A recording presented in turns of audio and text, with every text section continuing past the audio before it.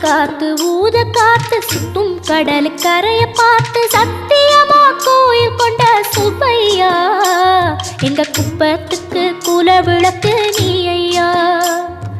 வாட காத்து வீச பார்த்து அலையை எதிர்த்து வலைய போட்டு மீன் பிடிக்கும் தொழில் நடக்குது முத்தையா.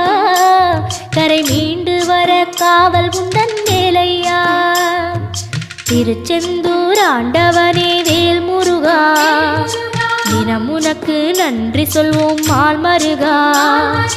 திருவடியில் தவம் இருப்போம் திருமுருகா. தீப்பெழுது நலமெனவே வடிவழகா.